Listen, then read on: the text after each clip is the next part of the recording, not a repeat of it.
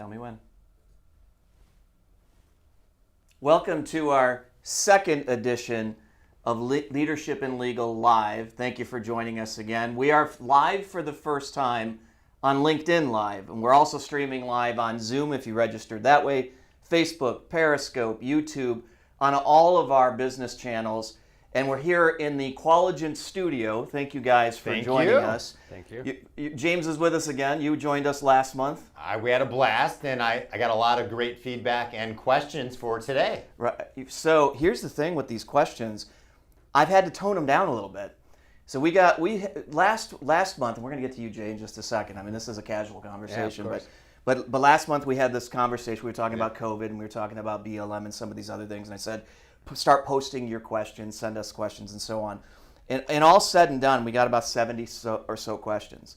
The ones that we're going to talk about, we won't get to all of them. I had to narrow it down because some of them were probably a little premature in our life right now to have that conversation. But a lot of these are going to go deep. No, I saw it. You saw them. I saw it. Yeah. But I've invited somebody else, a good friend of mine, Jay from Coeus Group, the CEO. Jay, we've talked about our background. Give everybody just kind of a 2-second version of your background too. Yeah, so I study behavior and utilize behavioral practices, behavioral intelligence to help people to improve their personal performance, their professional performance, and that comes through training, coaching, and talent development.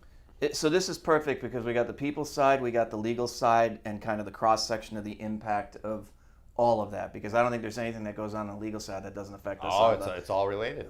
And sometimes it hurts. Yeah. Right. We were just talking about that the other night at the DAC when we were chatting. There's some stuff going on out there that's creating some significant impacts. We'll get into it. Yeah. So let's kind of jump into this. So those of you that are watching us for the first time, the idea behind this is let's ask those questions that you're dying to ask but are almost afraid to ask and get some real answers. So this is not BS answers. This is three guys talking. Eventually we need to get a female voice and some others, but we're just starting this thing. I think diversity, we've talked about, is extremely important, but at least this is a start, so let's reference that. And then we're kind of joking about this, but we are relatively socially distanced. Usually we'd be around the little table here, but we're just making sure that we do that right.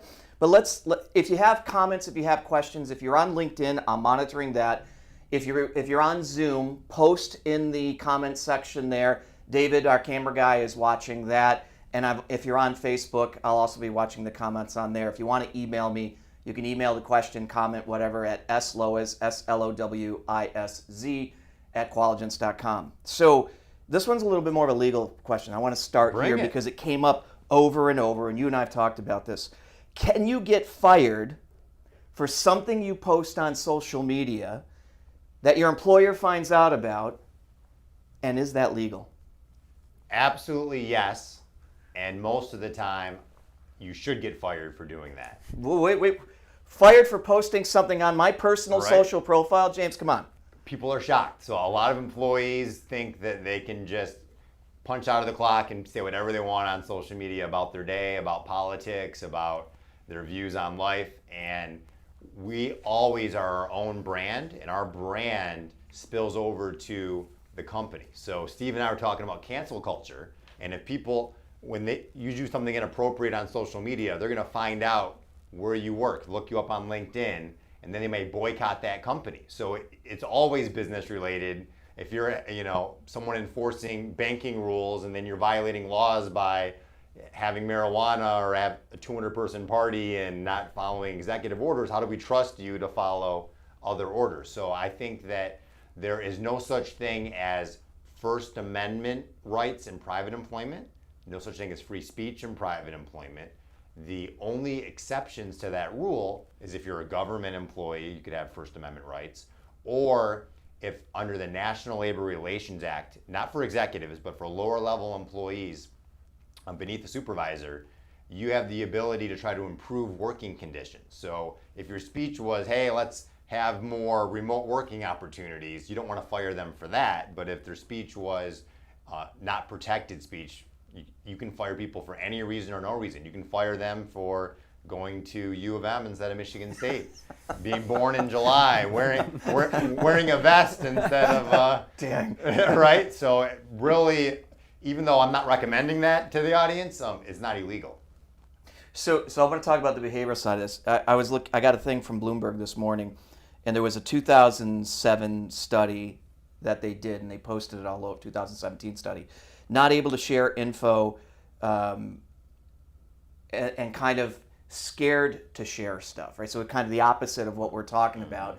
And is this going to create an environment where people are afraid to share anything because as an employer, I can fire them? And what's kind of the mental or personal or behavioral impact of that potentially on those in the organization if that's the case? Because obviously legally that's the case.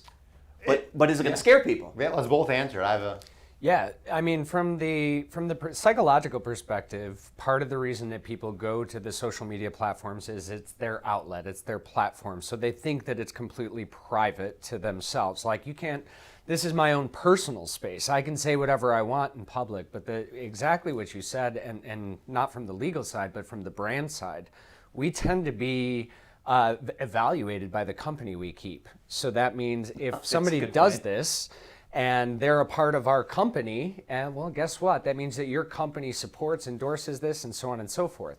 So I think really what it comes down to is leaders need to have established a social media policy. They need to have some sort of culture that says, hey, we afford you the right to have blah, blah, blah opinions, but please keep this quiet. Please don't necessarily broadcast it, or vice versa. We'll protect you and whatever we want to do. But that has to be a negotiated settlement behaviorally before somebody just gets out there and accidentally puts something out that the company's not going to want to defend.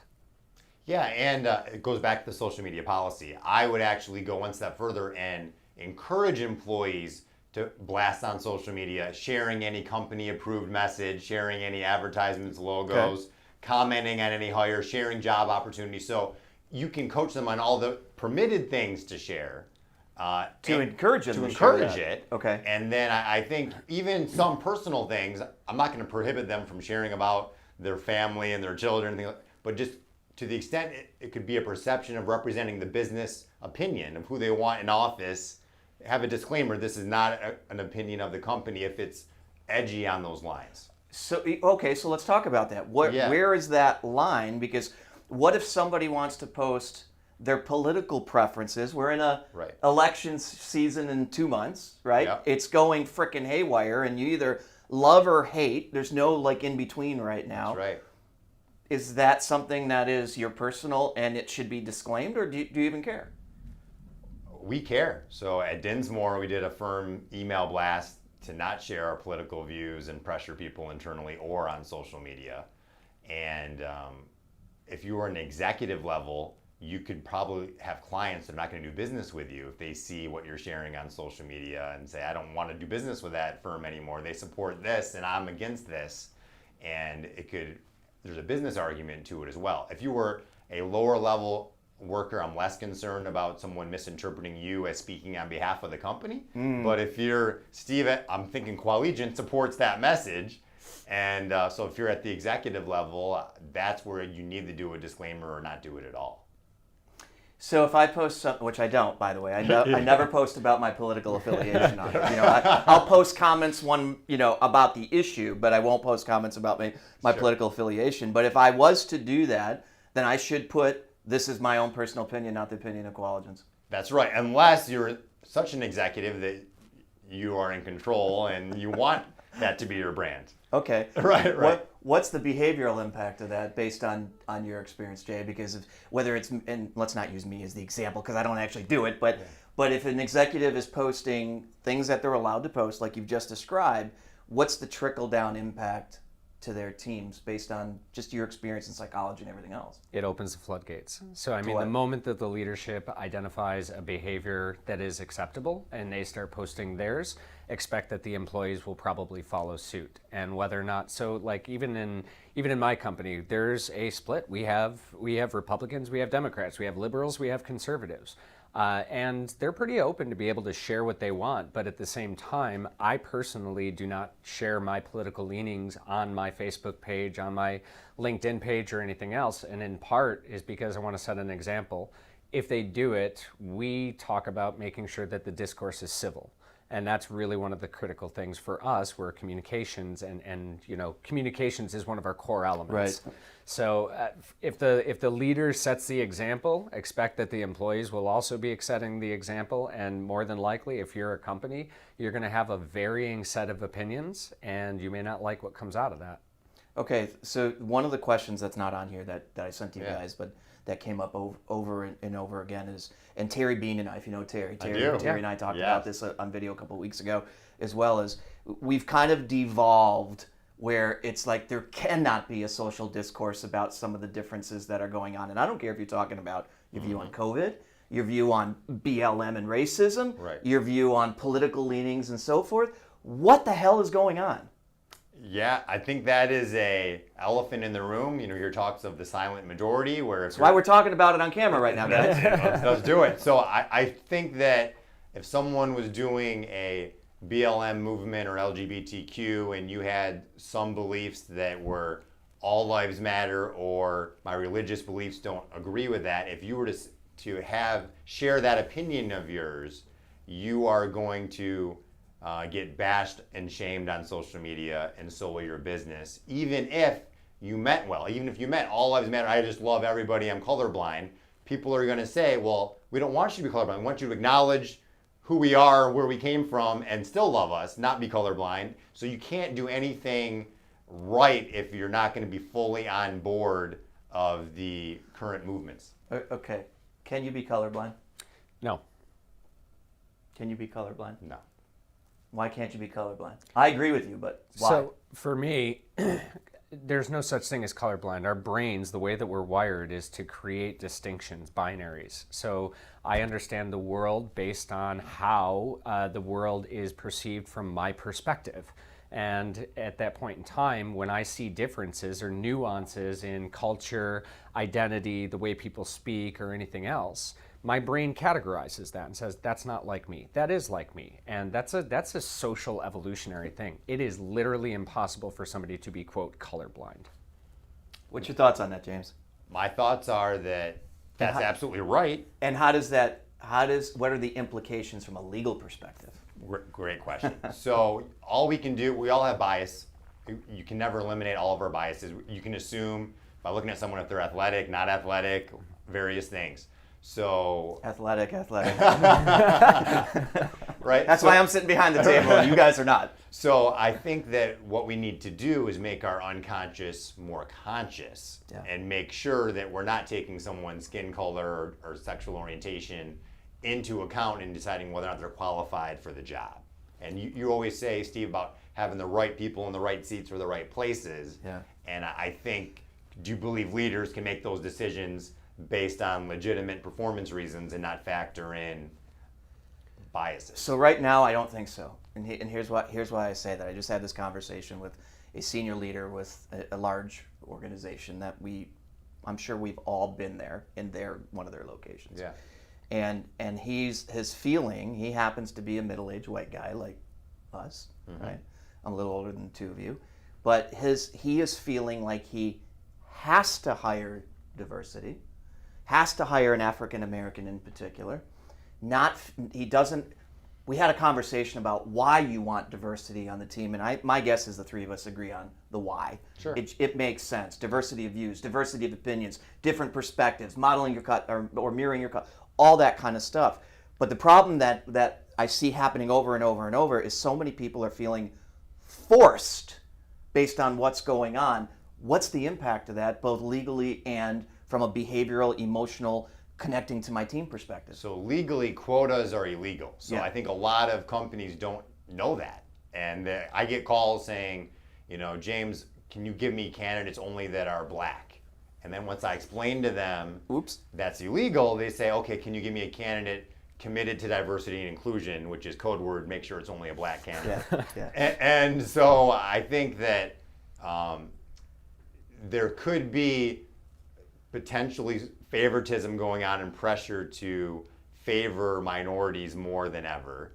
But I don't necessarily think there's going to be as much discrimination where you're going to discriminate against minorities and LGBTQ as much in this current environment. And everything based on the recent laws. The Supreme Court, just for the first time, announced in July, you can't discriminate based on sexual orientation. Right, So that's a right. whole new way of thinking. But I hear your stance. I would want to make sure they're still fully qualified for the job. If they were not qualified for that job and they were underqualified and there was a white middle-aged man that was qualified, that would be a claim on that middle-aged white man getting discriminated against for being white. But would that claim actually fly? It's funny you asked that question. 90% of discrimination claims, there isn't enough evidence of discrimination. Really? And 97% of all lawsuits end up settling and resolving. So when you say, will it fly, it really would depend on how glaring, was it a subjective decision or objective? So what was the criteria for the job? Is it based on who scores the best on this test? Sure. Or is it based on personality and your vibe and things of that nature? So it could depend.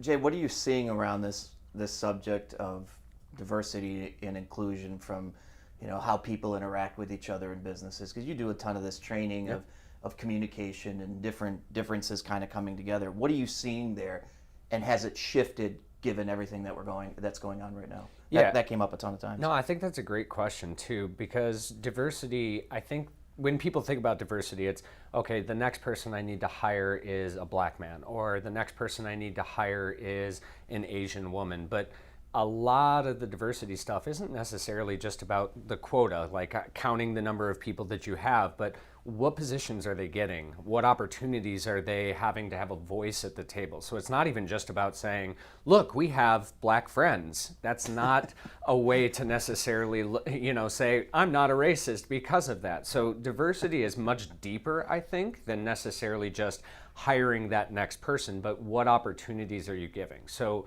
from that aspect, when I think about like diversity and inclusion, one of the things that I think leaders need to really consider is, are you creating opportunities, okay? And the forced feeling is because it's not happening naturally. Yeah. It's just not happening naturally. Otherwise, we wouldn't have these kind of disparities. So yeah, it's gonna feel a little pressure right now. Yeah, you're gonna feel a little bit pushed.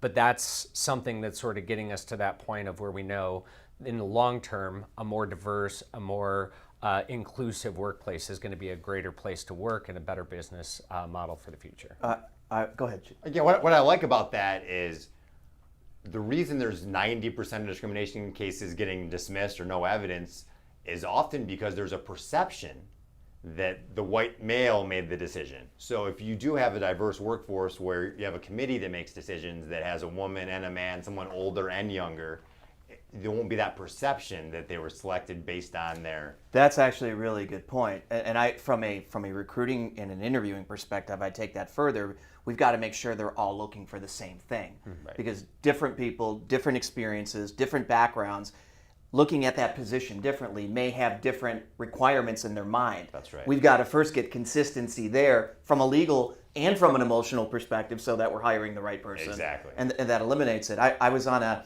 diversity, the subject of diversity came up yesterday. I was on a webinar. I said there's three things we really got to focus on. Number one is, what's the focus? Why focus on bringing them in the front door if we can't keep them? Yep. So when we think about, let's go hire a bunch of diverse folks, well, can we actually do something? And you were talking about creating opportunities, but is it a revolving door already? And why do we want to put anybody in a situation where they're not going to succeed anyway? So I think we've got to start with, what do you got? What are you doing with it? Sure, And right. that's kind of the first thing. The second piece is, I think we do need to educate our teams around, okay, there is value, true value in diversity, and it's beyond just diversity in color. Exactly. There's actually an ROI business value. I've studied this for Right. years and talked about this, and you can see companies that are truly diverse across the board. I'll even say inclusive, because it includes white, it includes black, it includes Asian, it includes LGBTQ, it includes everything. Right. Those are the ones that seem to be doing the most. And then the third thing is you can't create what's not there, and this is a skill set issue. Investment banking, for example. What do you think the percentage of diverse individuals in investment banking is? Very low. It's less than 7%. Yeah. I'm going to guess pretty low. So if every investment bank in the country says, every hiring manager who's probably a middle-aged or older white guy, right, says, I want diversity, does not exist. So we have to think about where are the parallel skills so that we can pull them from in order to create that. 100%. No, that's the challenge. I think the companies that are committed to diversity and inclusion don't have, they're saying, all I'm getting is 100 white male resumes, so it's not my fault. Well, maybe you should consider, how are you finding applicants? How are you sending your message? If you're only going to this one spot that only attracts white males, you're not being diversified in your approach. When I'm teaching diversity, that's one of the first things is diversity doesn't accidentally happen. You have to have intentionality behind it. So whether it's you're intentionally recruiting, whether you're intentionally, for example, one of the groups that we were working with, they had a ton of resumes, and we were taking a look, and we were like, well, we just can't get any candidates. And one of the things and this is very consistent with studies, the names on the resumes, if it's a Anglo-white sounding name, it has a much higher chance of actually being interviewed or being called back or put at the top of the list. And that is something that has been studied over and over and over again on that confirmation bias, or the biases that we have that you had mentioned. No, that's right. It's the same thing. If you have in your resume that you're part of a gay organization, or they can tell you're African American, all of those things, they have lesser odds of getting that interview as well. And I find I guess the question is, with COVID, are we doing more video interviews? Are we seeing more people's protected classes? You hear with technology, we should be doing a 1-minute video for our resume instead of a paper resume. What's the answer here? We talked about that in the last one, and that comment keeps coming up too, because let's say you're sitting in your office and you happen to be a Catholic or something, and you've got a cross behind you, and somebody is not a Catholic and says, crap, you got a cross behind you. I'm not sure. I don't believe in that, so I'm not going to hire you. Shouldn't we just all have these virtual backgrounds so that they're all just a white background or a black or green background, whatever? I mean, it's no, it's a serious thing. So in all honesty, you have to have a committee evaluation form that only puts in what's relevant, and have your committee that maybe wasn't seeing that icon in the background all be part of seeing what's essential for the job and the right fit. Yeah. And that way you could de-bias any potential unconscious or conscious bias you have. You teach on this stuff, on the unconscious bias and how to overcome that, or what to do with that. So I mean, we can go on and on and on forever when it comes to this issue of race and diversity and so on. I mean, we'll come back to a couple of questions, but one of the other big ones that's come up again right now is remote working. Yes.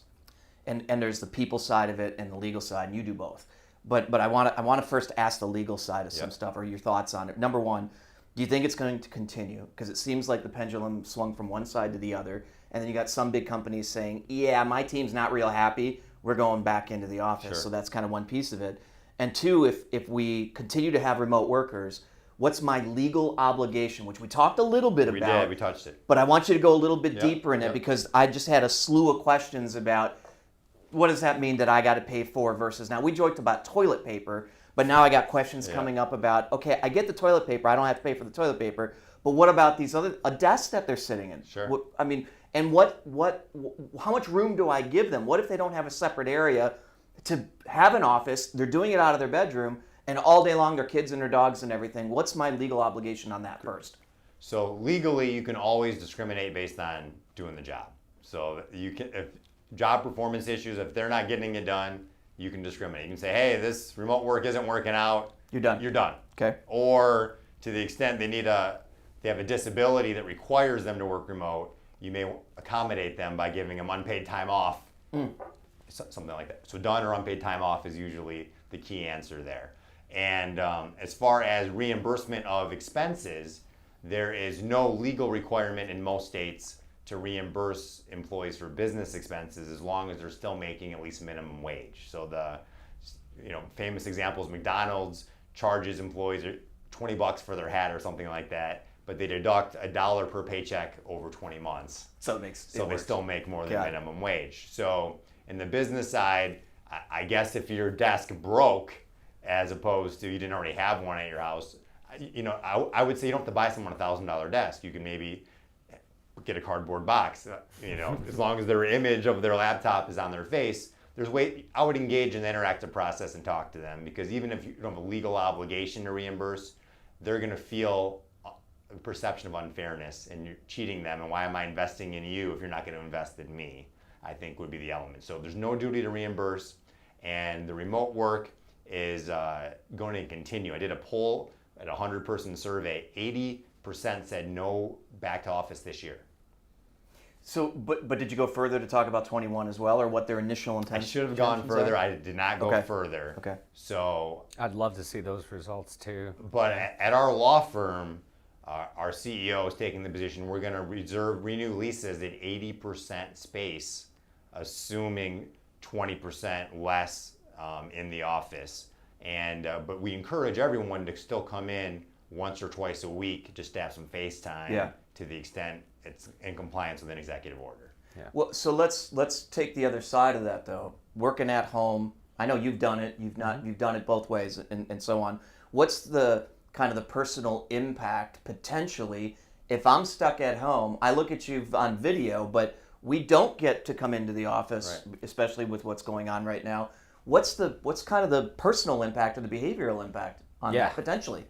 There's, it depends. It's always going to depend on the employee. Almost like what was said about, if you're not performing well, we're going to pull you back here. I mean, you take it on a kind of, I don't want to say case by case basis, but actually, since you brought that up, can I do that?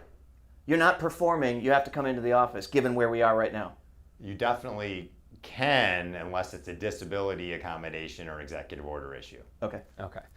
And that's so interesting too. So when I think about the remote work, I think that this is again conjecture, but I think that the world's changed. It's going to be continuing forward, at least in some hybrid form. And I think what you're going to see is maybe after, magic wand waved, COVID's gone, nobody's worried about that issue anymore. I still think that you're going to have a ton of people that are just like, we figured this out. Businesses have already figured out, okay, well, one of the things that we can do is claim a better environmental impact. We're not using all this space. We're not using all of this. We're not using all of this. So they can say, hey, look, we're being environmentally conscious. Conferences, events have figured that out with the virtual and everything else. Where I think the loss is that people require socialization. I mean, we are social creatures as human beings, so there's a psychological aspect of comfort in being even 6 foot away from each other, let alone through this screen. So the screen's great, but I do think that there's something behaviorally lost. I mean, even in the screen, we can only see from here up. There's a lot of body language that goes on in the legs, the feet, and everything else. We lose 50% of the message just by looking at somebody from the waist up. Yeah, we made that call. We've talked about, well, all three of us have talked about this. We made the call when we sent everybody home. We were never asking you to come back in if you so choose not to, and we haven't. But there is a group that are like, oh, hell no, I'm not staying home. Yep. There's no way I'm staying home. And they come in 2-3 days a week.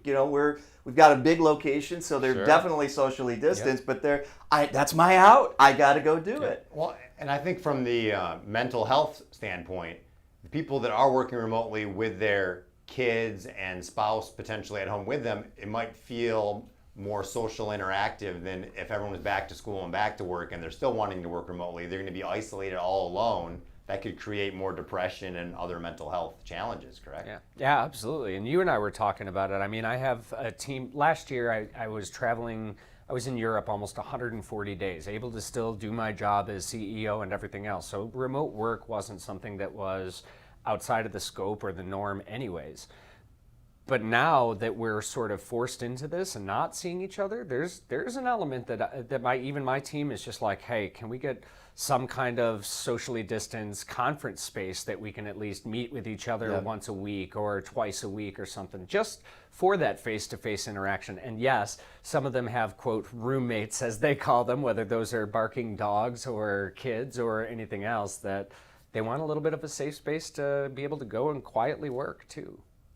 Can we go back for a second? Because I got a comment online, and then I also have, it was written down, but we kind of moved away. It goes back to some of the social media and disparagement and things that are going on. And the question that's now come up a second time is, especially for a smaller company, but across the board, what are some of the best practices when it comes to dealing with employees who actually disparage the company management and so on? We talked about what's legal, yes or no, but we didn't talk about, like, if you got somebody doing that, short from just firing them, what are some recommendations, if you have them, to deal with it, because it is happening Sure. every day? So I've worked with a lot of social media companies, relations companies, because this happens all the time for a lot of my clients. And the worst thing they always say is, don't bully them back online and poke back at them and call them out, and because it's going to hurt your brand and your image. Instead, focus on this nonprofit organization you're involved in, or this other thing that you're doing, or a good press release. You just hired these 5 new people. Here's the other great news about your company. Here's your mission plan for next year. Or a simple statement: we take these allegations very seriously. We are, investigating it, and we will take appropriate action. Something along those lines. And then I would train the employees that, do you realize when you do something that's like hate speech or hateful or disparaging, that it's out there forever?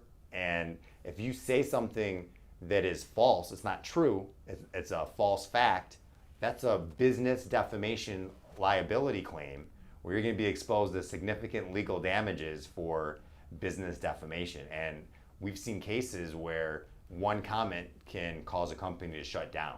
Like, just to give you an example. Really? Recently? Many. So I think you've probably heard some. I guess the owner of Detroit Popcorn made a comment about knee to the neck, and I don't know what context he meant that in, but in any context, It did not go over well. It did not go over well.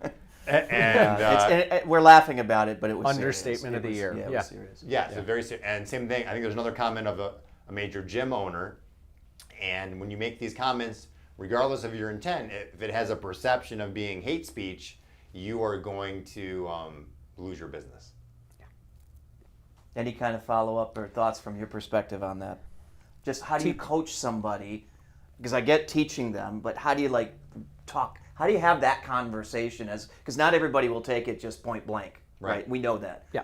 Thoughts on that? Couple of things that I would look at from the behavioral side of things. Number one is I 100% agree with James. Teaching them, not only does it live forever, but the microphone is always on, the camera is always running, and there is no such thing as private speech. Whether you send a private message, whether you do a Snapchat and you think the thing explodes, there is no such thing as private speech. Just get that through everyone's head. So if the only way for you to do that is if you really have something terrible that you need to get out, write it down in a journal, then rip it all up and throw it away. But do not put it on a digital platform, because if you do, it's public. Right? And the second thing is, if they're making these statements, think about the way that you would with a customer. You wouldn't go on to customer and blast the customer per se out there, because why? Even if you lost that customer, you're going to lose other customers if you go on and just hammer them. Same thing with an employee. If you step back and say, okay, why don't we try to first get this conversation out of the public sphere? Let's get it offline. Let's take this into a more private channel or whatever, put a statement out there like James said, and then have a conversation with that person and say, what's going on? Let's get to the bottom of this. Make them feel heard. Because if that's their perspective, that's their perspective. So you can do one of two things. You can say how wrong they are, and how do you like being told how wrong you are? What are you going to do? Exactly. Yeah. Or you can listen and say, I'm sorry that we're experiencing this together. Is there a way that we could move this forward? Is there a way that we could change that perspective? How could we do something together that fixes this a little bit more so than just letting it live out there in the internet and allowing them to continue to be disgruntled about something? That makes sense. So going back to the diversity and inclusion a little bit as well, because this keeps coming up. Of course. A lot of companies, smaller companies, small businesses kind of run America, and within smaller businesses there might be one or maybe two HR people at the max, and then you've got the CEO. That's right. And so forth. And the question that keeps coming up is, if there's only an HR team of one or two, how do we tackle supporting D&I effectively without offending anybody, with limited resources? Where do I go to find out what I need to do? Where can I find resources to do this? Because it's probably why a lot of the folks are watching is, can I get a resource? No, it absolutely is. And I think that's the challenge in today's age. You are a generalist at everything for the most part, at most companies. Not easy. And you can't be an expert at really any one of these things unless you're doing it full time. So I think that what you're going to have to do is count on outside vendors, consultants, or find resources from SHRM or other organizations where they have pre-approved videos. But I've always been a fan that you need to tailor every situation to your culture. And that's where I think you would want to talk to a consultant to tailor the solution to the culture, because it's not the same problem everywhere. So take it one step further, though. I've got to keep up, or if I'm an HR person, I've got to keep up on all the legal changes going on right now, whether it be COVID related or diversity related and so on. How the hell do I do that? So well, you get on the mailing list of trusted national speakers that you know, law firms or other executive leaders. James Reed Dinsmore, remember that. We have a hub where we do mailings whenever there's any significant updates and share resources. We have a resource hub for times like this. So that's one great resource. Well, you put out a lot of stuff, and you put out a lot of stuff around the relationship side of all of this too. So two really great places, and we talk a fair amount about it. We do, but I think my other point is that there's definitely a newer trend called the gig economy.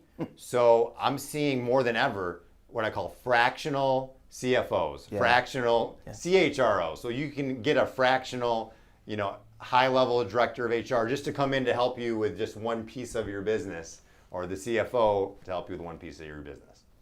So completely off what we just talked about, but related. And this is an opinion question, so this is not like a legal or a specific behavioral-based question. It's truly opinion. Do you think there'll be a second version of the CARES Act once fall comes, or in 2021? Again, completely unrelated and opinion-based. Mm-hmm. We had many of our hourly employees take FMLA for childcare back in March because of schools. If school opts out to do distance learning, we don't have a remedy for those who would need to be home. So these are all great points, and it really depends on the COVID numbers. So if we go back to the all-time high numbers, I believe there will be more relief, and there will be, you know, another EFMLA continuing on beyond 2020. But currently, I think the answer is no, unless the numbers get worse. Yeah. Any thoughts? Personal thoughts? I think it's going to. What's going to? There's going to be another More CARES dollars. Act. Okay. October 22nd. Why do you think October 22nd? That's my guess of a date. Just about a week to I'm 2 weeks writing before. Just about a The week election, to 2 weeks before the election, there'll be something that comes out that puts money in pockets. That's interesting. That could, I suppose that could happen. I think something else is needed. I think there's still way too many people that are at home, that whether because kids need to stay home right now because most of the schools have shut down and you got to be virtual. Sure. And that's causing a whole nother set of issues with, unfortunately, a lot of the times it's the moms that have to stay home. Right. And we've talked, we addressed No, that we absolutely have. And, you know, I'm a fan of honoring FMLA and EFMLA and all these rights, but there's all, as you said, these small businesses, if they're missing an employee for 12 weeks, that's hard enough. If you're missing them for 6 months, you're probably gonna have to hire somebody else if your business is gonna remain open. Yeah. So I don't think the laws can get so generous where every employee gets a year off paid. What's gonna happen? Right. And I say that, and I'm saying it from neither side of the political aisle, because both are going to be saying, look what we did for you, look what we did for you. No, I get that. The other side's going to say, you didn't do enough, you didn't do enough. So it's not even a question, I think, of like one side or the other pushing it, but I honestly think that we'll see something. And I would 100% agree. There's still, you know, high unemployment. There's still a lot of people right now, that thing that managing going back to work and also managing the kids going back to school at this point in time. And now you have limited capacities in a lot of these different healthcare places or daycare type places or anything else. There's going to be a massive need. Schools getting closed. Yes. This is popular right now. This is not popular conversation, no, it's not. And I've got factions of my friends that believe, yep, they ought to give the refunds back. This is going to cause serious emotional issues for our kids, especially in grade school and so forth. I mean, what's your take? There's a legal aspect to this in terms of, do I have to give a refund because I'm not having school here? And then there's all the other pieces, which are just as significant, if not more significant, about what does that do to the development? What does that do to socialization? What does that do to everything else? And if I am a single parent, male or female, and now I'm stuck staying at home. Right. But my employer says I can't be at home. What the hell am I going to do? Oh, so those are all the elephants in the room which we're addressing. That's why we're It's talking also about it. a compound question. So A I lot don't know to unpack which there. element. So let's start. Just take yeah. a piece. We'll Okay. take it piece by piece by piece. So I think as far as the refund piece, I think that there's competition. And if all the colleges are waiting till a certain date to make sure, because if Michigan State would have announced 3 months ago that they were going to be only virtual, people would have gone to another college that didn't already disclose that in case they can be in person. They want that interaction. They want that experience. So, Michigan State waited until, late in the process to let them know it was going to be remote. Way too late. Way too late. As far as, the money not being refunded and all of that, I guess I'm going to see what what are other schools doing. I don't know if the decision's already fully final forever, but I think, as you said, colleges shouldn't try to bait and switch you in order to just get the short-term money. They should think about what's best for their brand long-term. So we'll come back to the legal question, which was the last part of that Yeah. here in a second. What about there's an argument around the development of people and kids and even our college-age students. Is there fact to that? Do you know of anything that kind of backs up the potential damage staying at home could cause? Yeah, there's a lot of research right now on the socialization aspects of schools, and it crosses over into sports or band or any of the other extracurricular activities that are potentially lost in the world where they don't have face-to-face. I'm not going to lie, I am happy to not have to make the decisions of a superintendent or a provost at a university, because those are some really tough decisions to look at and balance out, the safety versus the education versus the socialization. But yeah, I mean, there's something to be said about playing well in the sandbox with others, being able to actually communicate and pre-COVID, everybody always complained, younger generations just don't have as much face-to-face interaction, and we're losing something in that conversational aspect. Hyper intensify that by the thousands now, especially when we're pulling students out at the first, second, third grade level, and their only interaction is with their adult family members who may be stressed or who may be going to work or anything else. So yeah, I do believe that there is going to be a socialization impact, and we're already seeing different things on mental health impact even at a younger age at this point. So what are some of those things that you're seeing? Because you had sent me an email about the mental impact and where that plays out. The cumulative effects of how all these little things added together are impacting everybody. Yeah. So what are you, are there specific things that the studies that you've read are saying about it? And then I want to get back to you because you brought that up. Right. Yeah, I mean, some of the studies are indicating high amounts of depression. You're seeing a lot of different acting out behaviors and things that just, I can't believe it. It's almost like a completely different child at this point in time. And part of that is no outlet, no ability to do something on the outside. We're also, in some of the literature, what it's showing is that there's not even just a depression piece of it, but almost like an isolation, like they're turning inwards to an extent because there is not the opportunity to socialize. So what do? They may jump on social media. They may try to talk to people on social media that they shouldn't be talking to. There's all kinds of different potential impacts around this. Why did you bring it up when you emailed that to me? I brought it up because we should be more conscious and self-aware that all of our employees are more distracted than ever with various things and thoughts going on. So I attended some diversity and inclusion events that I was a panel on, and one of the black HR professionals said, I'm mad at my employer.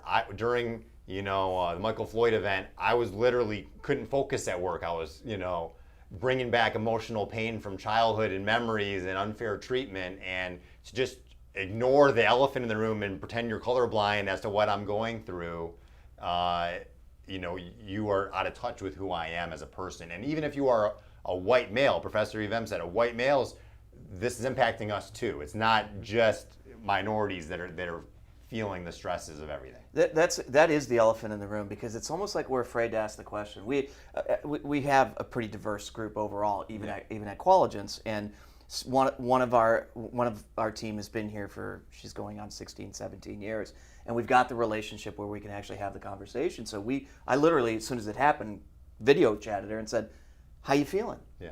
What does this mean to you? Because I have a different response. I'm not black. It doesn't, it was, no matter what, it was bad. Right. But I'm not going to have the same feelings come up from to the you past. it's inhumane, to someone else it's personal, right? Yeah, and I referenced this discussion with other folks that are in leadership roles in other organizations. They said, we can't ask those questions. Yeah. Can you? You can, but I think there's a way to go about it where there's a whole other movement. Educate yourself first. Don't ask, what does it feel like to be black? Like, you know, Exactly. right? You have to educate yourself on the events and maybe ask, pointed questions to show that you care. Yeah, it was for. Go ahead. I was going to say to that point. I mean, yeah. one of the things. So I've facilitated a number of different discussion forums where there's hundreds of people on sharing ideas, asking questions. And part of the reason that I was facilitating them is to make sure that the questions didn't go the wrong way or the arguments didn't break out or anything else. And I think that was one of the major things that I heard was it is not the responsibility of people of color to educate white people about race. It's not the responsibility of the LGBTQIA community to educate heterosexual people about those issues. So self-education is huge on that aspect, and coming in with at least understanding some of those things, I think, does a lot to increase your credibility to ask a question and say, hey, this is something that I've really been working on and studying and trying to understand. I'd love to hear your perspective if you're comfortable sharing your perspective with me. So I'm going to go back to, there was a legal question that we missed, but I'm going to go back. I'm going to use my daughter as an example on this thing. She taught me something when she was a senior in high school, and I may have told one or both of you the story, but if you haven't heard this, and it made so much sense to me about asking questions. Senior prom, all the girls that are at our house, they're all in front of our home. We snap pictures. Yeah. Right. Didn't think anything of it. Parents all go to dinner. I have the digital camera with me, and I'm looking at this camera. And I show it to my wife, and I say, what do you see? And she looks at it and goes, oh, Lauren's hair's a mess. I'm like, no, that's not what I'm talking about. Let's take a look at this, because the group looked like the United Nations. Like literally, in a very, very good way. Yeah. So the next morning I show it to my daughter. At the time, she's now off and married, but I show it to her and I say, what do you see? And she says, my hair's a mess. I'm like, stop. And I say, well, do you see the United Nations look? And she kind of thinks about it for a second. She says, I didn't realize that, which one in itself I thought was awesome because it's this close to not seeing color yet seeing color. And I said, how do you manage this? And she says, look, here's the thing, Dad. We ask each other about our differences nonstop. Right? Why does your hair do that with this? Literally those kind of questions. And I've kind of taken that to heart around, in a proper way, as you've said, in a legal way, as you've said, but it's almost like we're afraid because of the elephant in the room to ask why, in a way to understand after you've done some of your research. Yeah. When at Wayne State University, one of the faculty members that I worked with is an ordained Hasidic rabbi. I asked so many questions to learn, but it's really in many cases how you ask the questions, right? Are you asking it from a place of educating myself? Are you asking it from a place of, if I come and say, why do you do that? I mean, immediately somebody's going to go, well, you've already made a judgment on this, not why is this customary? Why is this process? But I think one of the big things is asking permission to ask the question. Can I ask you a question? Would it be okay if we had a conversation around this? And if you get that permission, because some people are going to say, and this is something that I have learned over the last couple. I'm on a diversity council for a national organization, and there was points and times where some of the different people that were on there were like, I can't take any questions this week. This week, nope, I'm done. I'm shutting off. I'll talk to you next week. And you give them space, But asking them to not necessarily try to have these conversations when they are in that situation where they're reliving it or personally feeling it or emotionally engaged in it is something that I think is a good behavioral practice. Timing is everything. Exactly. As far as is that legal, in a job interview, you wouldn't want to ask any of these questions. Yeah, sure. Because if you don't hire that applicant, their perception could be that was factored in Sure. to your decision. It's not relevant to the Not job right. itself. But if you were an existing employee like you did with your colleague, that's fine. You know, if you're going to terminate her today, you probably shouldn't have had that conversation. Got it. But if there's not going to be an adverse action at all in relation to that event, then it's not illegal. So I was just reminded of what I kept saying I'm going to come back to on again. Somebody just emailed us on it. So the question a little while ago was, kids are at home. Yes. I'm a single parent, male, female, whatever the case is. I need to be at home because kids are at home. Yep. My employer has now said you have to come back in. What the hell happens? It's a major setback in the world for those working parents. I also think it's a setback to the diversity and inclusion movement. I think women, a higher percentage of time, will have bigger challenges than men. And I also think minorities are going to have bigger challenges because when you get to the socioeconomic status, a lot of private schools are in person. And a lot of people that do have money are finding a homeschooling person to train the neighborhood. They're creating pods now. They're creating pods. Yeah. So I think the whole economic class divide is going to get more extreme beyond all this. But as far as a legal standpoint, I think that it's legal to terminate employees that can't do the job, but it's not probably it's not the right thing to do if your company can afford to survive. I think a lot of companies don't want to terminate people, but if they have to decide to keep the doors open or terminate everybody, how do you decide? And if there's a disagreement between yes, I can do it at home, no, you can't do it at home? So it's funny you say that question. There's a lot of case law that says it's the employer's viewpoint, a lot of employees think they're rock stars and amazing when they get fired. That's not what. And you can see that on Glassdoor, by the way. Right. So it's the employer's viewpoint that counts, as long as it's a legal reason for making that decision. But I am seeing an increase in lawsuits. So are there attorneys and employees that are going to sue, saying you didn't accommodate me working at home, my depression, I was depressed and had PTSD and stress from all of this. You didn't let me work flexible hours. Companies should try to engage in the interactive process. If you can be gone from 7 to 9 to get your kids set up, that's fine, as long as you can work later hours in the day and make catch up up the your time. work. So I think companies that are more flexible are going to have a more diverse and inclusive environment in the future. And if those companies that are laying everyone off, they might be left with a lot more older white men who don't have kids, right? And to that point, I think the companies that are flexible are going to attract and retain talent significantly easier than, if you look and your leadership at the company actually provides some level of psychological safety and some level of, hey, I actually care about you as an individual human being person, not just you as my bottom dollar thing. Those are the companies that, especially the newer generations, are looking to get involved in.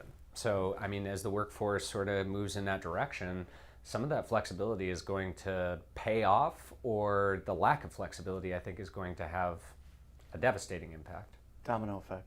There's a domino effect. And, I see so many cases. I bet you even the Equal Employment Opportunity Commission would say that the majority of the cases they see are in bad faith, or they're not. Really? They get dismissed off the get-go now all the time because it's just someone disgruntled. They'll check every box: national origin, sex, race, age.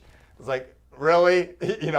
Boss, I'm fishing. Right, you're fishing. So I think the problem is there's the bad people are spoiling the bunch, right? There's too many people taking advantage of unemployment, even though it was great for people. The people that needed workers couldn't get anyone because they were making more money. $600 a week plus regular unemployment caused hardships for a lot of companies. That's right. I think we talked about this last month. There's an automotive supplier here locally that they have press operators. They couldn't find people to come back to work during that time for press operators. So they were taking $150,000 engineers to go run the press because they still had to get their product out. Yeah. So for every good faith law that's passed, there's people that find a way to take advantage of that. And can I make a comment for the person that is asking there? never underestimate the power of creative negotiations, right? Creative negotiations. So they say you have to come back. All right. Well, a lot of times we don't get what we want because we're afraid to ask for it or we're afraid to have conversations. So what are some other ways that you could potentially find a value in this? Like, would you be able to, okay, if I have to come back, are you willing to have flexible hours so I can come in the evening so I can take care of my child while they're doing their work? Or is it something that we could negotiate 2 days out of the week that I am in, or 3 days out of the week? Is there something that maybe we could negotiate a stipend for daycare or childcare or something of that nature? Think about different ways that you may be able to solve that challenge, right? Because when we're presented, human beings just in general, behaviorally, we're presented a challenge and we think that there's one solution to it. You guys know, I'm sure, from coaching, a coach is going to push you to go, well, what's another way to solve that problem? How else would you solve that problem? How else would you solve that problem? So don't get stuck on the only solution to the problem is working from home. What are some other potential solutions that would accommodate you that maybe your employer may be a little bit more willing to consider? Yeah, if there's ever a disability, and when I say disability, it's not just someone that has that sticker in their car for parking. It's very broad.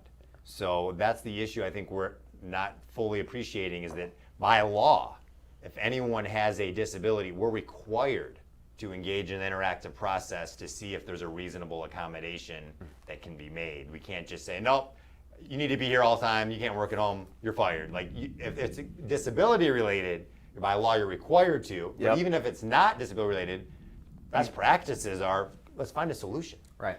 We have a lot of folks Right. that are at home watching their kids that used to Yeah. have very normal schedules. Now, to your point, they're working all over different times, different locations, Yeah. different everything, and we've been able to make it work. I think we've got to be more flexible on all that. And I think a lot of people didn't realize that daycares have been open all along for essential business employees. So there are still ways that they could also maybe not know about where they could get some childcare support.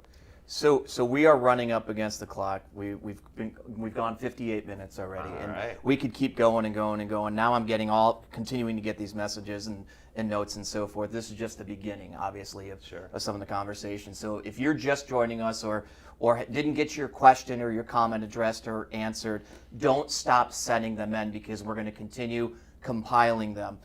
The other thing that we're going to be doing, we mentioned this last month as well. This is for everybody. This hour-long conversation that we have live is for everybody.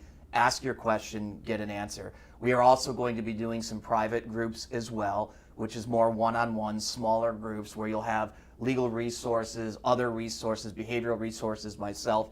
If you're interested in those, I've already had a number of people reach out from our last one. We have not scheduled those yet, but we will be scheduling those in the coming weeks. We just want to make sure that it creates value. You can reach, they can reach you how, James? Cell phone, 734-649-1313. Text me anytime or email james.reid@dinsmore.com. That is really his cell phone. This is the thing that he continues to do and has taught me to do. Yes. Jay, what about you? Yeah, I'll follow suit. Cell phone, 313-802-1602. And the email address is jay@coeuscreativegroup.com. Spell it. COEUS creativegroup.com. So if you're watching this, you already have my contact information. If you have any questions for any of us, or there's additional questions, post them here. Send me an email. My team will pull all those together. Look, this is for you. We're doing this not for us, but we're doing this to be of value to you. The questions will keep getting deeper and deeper and deeper. We'll have other guest speakers or guest opinions on the program as well. And if we can continue to be of value, we will obviously continue to do that. So this has been our second Leadership in Legal live. More followers today than we had last time, which is great. It's obviously starting to provide some value. And we're happy to address your personal fact pattern scenarios and more intimate, non-social media setting. So there's, of a lot of these questions, you can see all the ones that I had to put in anonymous because when they gave them to me, they're like, I don't want my name on there at this point. We will accommodate that for you because I know some of this stuff gets deep, some of this stuff causes pain, but I also hope you'll see that this is like a real answer, not the politically correct Sure. BS answer, Yeah. but like this is what the law says, this is the impact it has, this is what we should be doing. And I think in the future we'll have a lot more of the how-tos. And we want to hear from you what's worked Yeah. for you and what hasn't worked, so we can share that message with the audience. And for that matter, if you want to share it live with us, if you want to either come into the studio if you're brave enough, or if you want to do it where we'll bring you in on Zoom, feel free to reach out. Let's have a conversation with one of Love us, and we'll determine what makes the most sense. So, gentlemen, thank you again. Thank It you. was- Thank Thank you. you for coming out. We are keeping our social distance. Thank you to all of you for watching, and we look forward to see you about a month from now. That'll go up on the website, and we'll blast it out on social in the next 24, 48 hours so you see the actual date. It's September 25th or 6th or something Sounds like right. that. We'll confirm that actual date. It's always going to be at 11 o'clock. We're going to keep that consistent I like it. so the viewers are aware. Beautiful. Thank Gentlemen, you for thank having you. me. Thank you. Thanks, everybody. Stay dry.